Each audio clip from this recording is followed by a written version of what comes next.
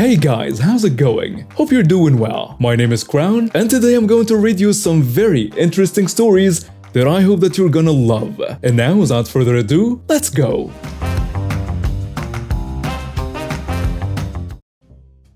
I, 28 male, have been married to my wife, 28 female, for 7 years.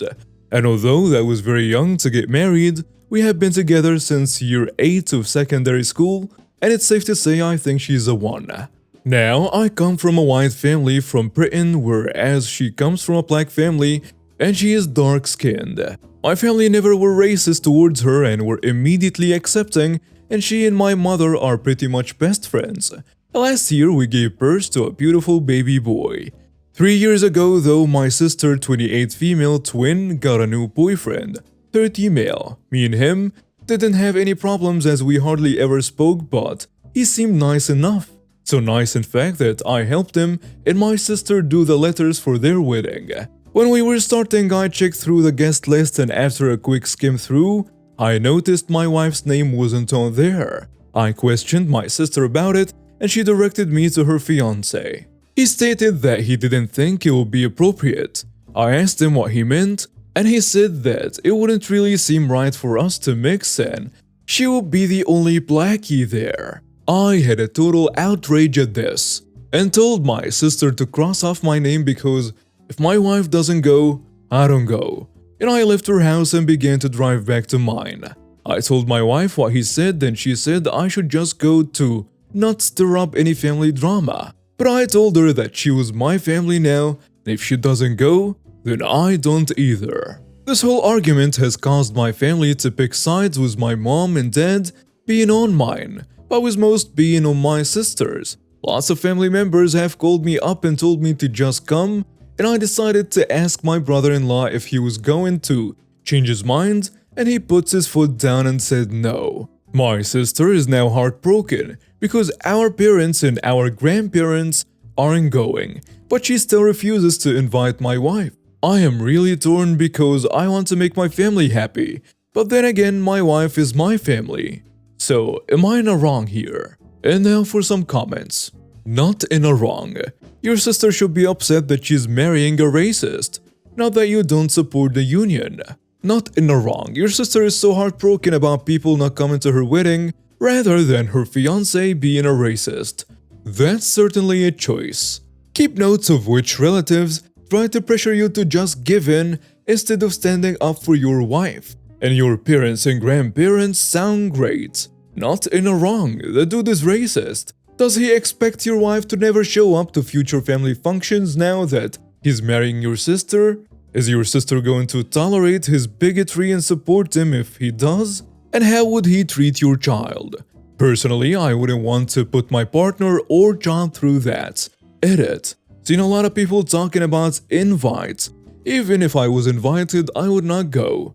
I just want my family to apologize to my wife. Update. I explained to people who were on her side my reasoning, and as it turns out, the fiancé lied to them and told them that me and him had an argument. After I explained to them the actual issue, about half of the people still attending announced that they weren't anymore. Update 2. Great news, everybody! The fiancé has been in a way banished from the family after everybody learned why I wasn't attending. My late wife and I invested in a small winter cabin years ago. I'm the owner now after her passing. My son 22 is getting married to his fiancée. My son 22 is getting married to his fiancée in a month. They have no money for a destination honeymoon. They were barely able to plan the wedding. He asked if they could spend their honeymoon in my winter cabin, and I agreed, but under the condition that they pay me. He acted all shocked and tried to argue that it's his mom's cabin too, but I pointed out how I'm the owner now and that I paid to keep it maintained. He got upset and accused me of being materialistic and selfish after I'd already been unhelpful with the wedding.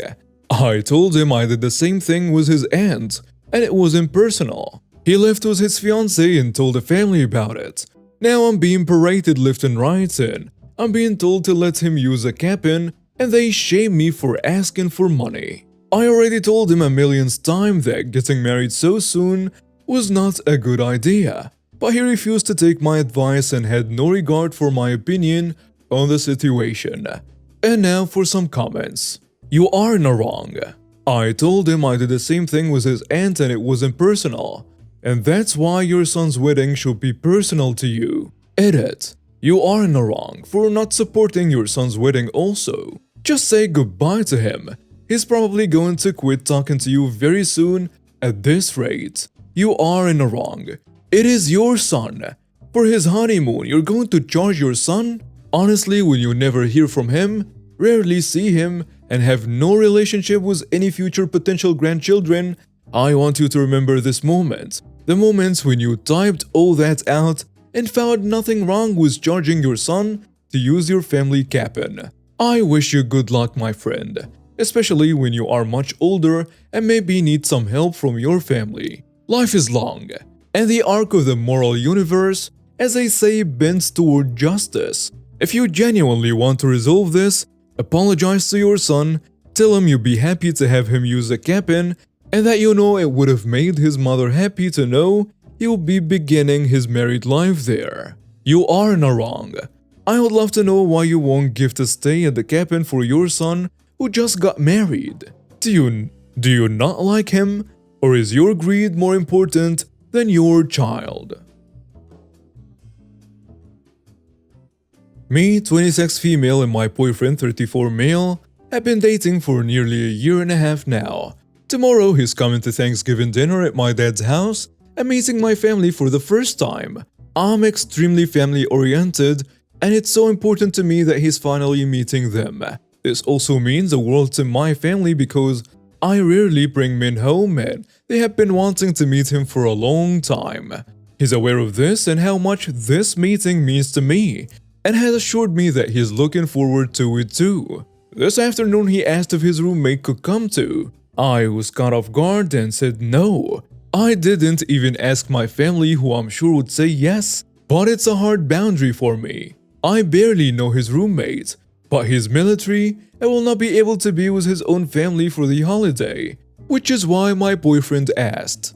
I understand and appreciate his compassion and kindness, but I need this event to be just him, me, and my family without his buddy who is a stranger to me. I called him to talk through it, but he's extremely upset and wasn't really responding. I asked if he's still coming and he said yes.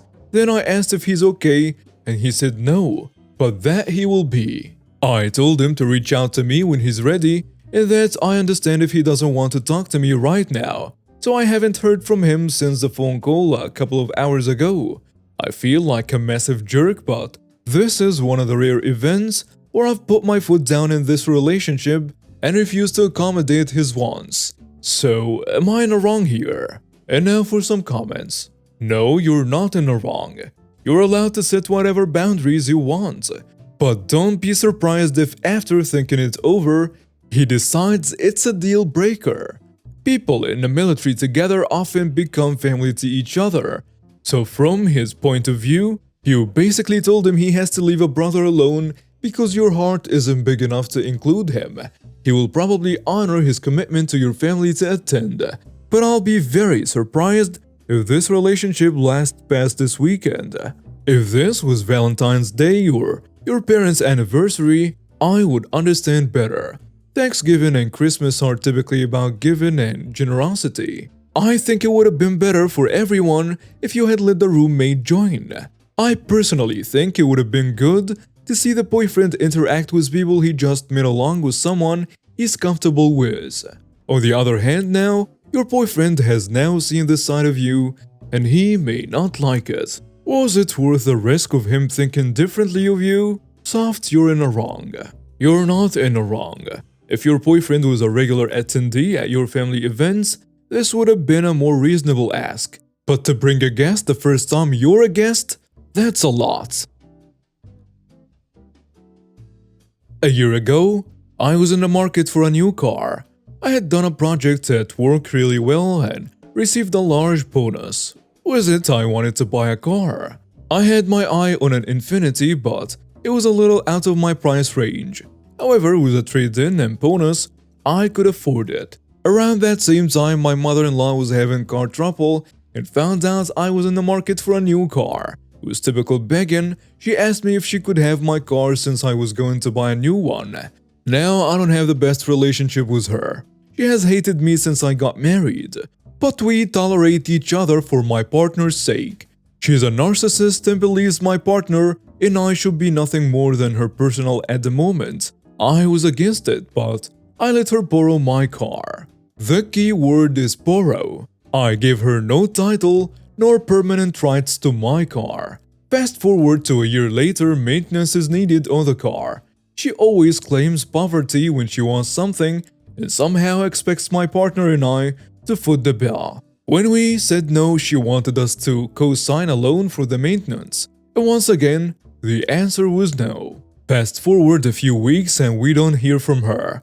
The next thing we know, she pulls up in a new car. I had an eerie feeling but proceeded to ask how she got it. She replied, "I traded in my old car." What? You traded in the car that I let you borrow and got a newer car than I got because I let you borrow my car that I planned to trade in?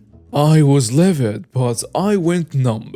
I could barely keep it together. When I asked her how she could do this, she said the car was hers and she could do what she wanted. Are you kidding me? I was beyond mad. A few days later, I got a call from the dealership asking me for the title. Apparently, my mother-in-law had lied and told him that she had permission to trade the car in and could get the title. Cars can be traded in if there is no loan or lien on it. And since mine was paid, they let her trade it in. Now they are trying to sell the car and need a title for it. I refused and wanted them to either compensate for the value or at least give me a percentage of its value. I didn't want to be unreasonable and take my mother-in-law's car away, but I wanted some kind of value on that $12,000 my car was still worth. They said they were unwilling to negotiate the $5,000 I wanted, and either I could give them the title or that my mother-in-law could return the car she got and pick up the one she traded in. She is beyond mad and thinks I've been a jerk for not giving her my car. Am I in the wrong for not just rolling over and giving her my car? And now for some comments. You're not in the wrong. I would tell the dealer you are calling the police unless they return it to you. They 100% knew your name was on the title and they looked it up. There is no way they thought mother-in-law owned the vehicle and her name was on it. They should have contacted you for the trade because you are the owner.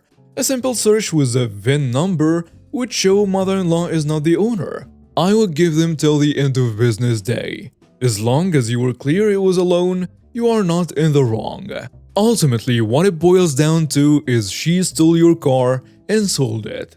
The dealer already essentially paid for the car with whatever they gave her for the trade-in. But since they did not do their due diligence and confirm she actually had the title, they have to return the car to you or get the money from your mother-in-law and give it to you. And if you are in the US, in most states, if you had given her the car, she would also have had to pay tax on the gift, in addition to you signing off on the title transfer. You can always ask to see those documents. Edit to add. Don't let the dealer hold your car hostage while they try to collect their car or money from your mother-in-law. They need to return the car or pay for it now, no matter how many issues they have with your mother, because they are at fault for accepting the stolen property. Not in the wrong. Your mother-in-law committed a felony. Don't give in. File a police report. Cut off all contact with your mother-in-law and let the police handle this. Talk to a lawyer. Many offer free consultations. In most places, it's illegal for a dealer to accept a car without title or proof of ownership. If this is the case, they are screwed up hard. Ask the lawyer if they will contact the dealership on your behalf. Context. I'm a 36-year-old female. My husband, 36 male, comes from a family of athletes. They put him in boxing as a kid. He was talented and he suffered a lot of pressure from his family. They wanted him to become professional, but my husband never wanted that. In high school, things got worse for him as the school's coaches were brutal and the attention he received from promoters and outside coaches led his family to put more pressure on him. The relationship with his family went south when he informed them that he was going to university and giving up boxing for good. Not true, the boxing part. I met him a month before we started high school and we've been together ever since. When he was 30, his family contacted him to try to fix a relationship. Their relationship is decent, the same with me. Now we took our children on Sunday to visit them. My sister-in-law and her husband were talking about one of my nephews learning to play the piano, and that he's good for his age. The mother-in-law said, and I quote, "Be careful. You don't want to encourage him only for him to quit and ruin his life as your brother did." She meant my husband. It seemed like mother-in-law forgot I was there, and they went silent. My husband was out buying some things with his father and his other two brother-in-laws. I was calm and asked her how he ruined his life. His sisters got involved and said that's not what mother-in-law meant, and I wouldn't understand. I replied, "No, I don't understand. I don't understand why you wanted to live through him. Why you never listened to him. Why you never accepted what he wanted. Why you didn't let him be. Why you think he ruined his life. I don't get it. If you think it's because I don't know how talented he was, you're wrong. Because I was there even when you abandoned him. It wasn't for nothing that he got 2 scholarships and people were after him. I would understand if he didn't do anything with his life. But that's not the case here. He has a degree, an amazing career, built 2 different businesses, is a great father and husband. He is more successful than all of you combined. Please, tell me how he ruined his life or what part I don't understand." After I was done, all I got from them was silence. Then I took our children and left. I texted my husband and I was going home. He arrived shortly after and told him what happened, and he is not mad. To be honest, this is the first time I heard this type of comments, and I pretty much blew the relationship he has with his family, and apparently also caused issues with his sister's husbands because they had a different version of why my husband was estranged. And now for some comments. Nah, you're not in the wrong. Your mother-in-law was patronizing your husband's life choices and you stomp on her with a truce. I have a question though. So the sisters were lying to your spouses about your husband? OP's answer: pretty much. My husband talked to them yesterday, and apparently his sisters told their husbands that my husband just quit his sport and left the family. A family that supposedly supported and encouraged him to succeed. But the reality is different. Not in a wrong. Good for you for standing up for your husband. Your husband isn't mad about it. He knows his parents and their tendency to spread disinformation. It's good that the sisters' husbands now know what's going on. Don't let it worry you for another minute. Hugs and good luck. Not in the wrong. Good for you for busting this wide open. This way your brothers-in-law can also see what their own mother-in-law and father-in-law and own wives were about, and can protect their children from that kind of pressure. And now we have reached the end of today's stories. Thank you for watching and see you next time.